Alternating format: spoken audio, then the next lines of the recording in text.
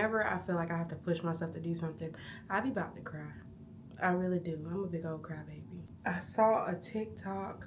Coincidentally, she was my therapist at one point in time, but she has a podcast. She expressed how she has to be extremely uncomfortable for her to make a change because that's just how she's built. She could deal with a lot of BS. I felt seen because I'm the exact same way.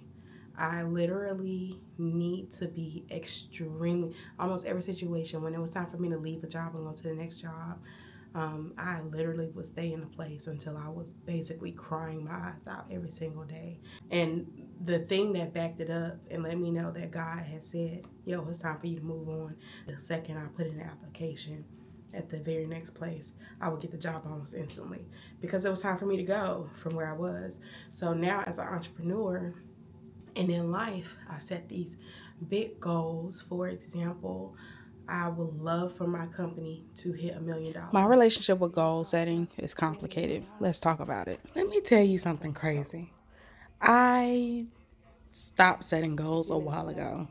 And I know that sounds crazy. I know it's absolutely ludicrous because, like, girl, how can you hit a goal that you're not even aiming for?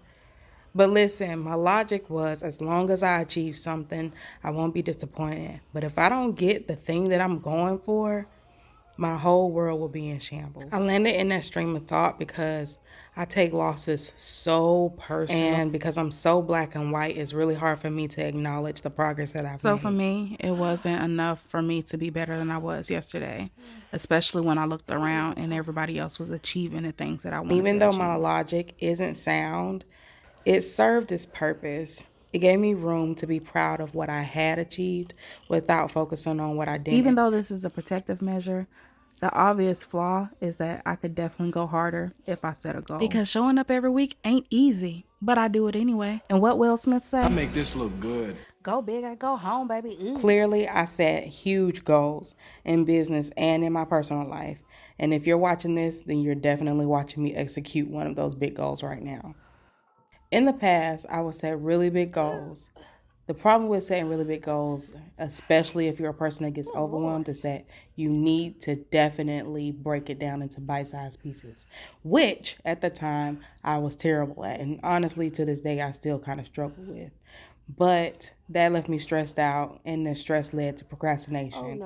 And the procrastination led to me really putting stuff off to the last second. And that led me to become a last second warrior. Meaning the only thing that pushed me forward was a fear of failure. And we not trying to live in that place. That place is ghetto and it's stunk. I mean, it's not giving beautiful, sexy human now, is it? Even though I'm both scared and excited, I think it's a good sign that I'm moving in the right direction.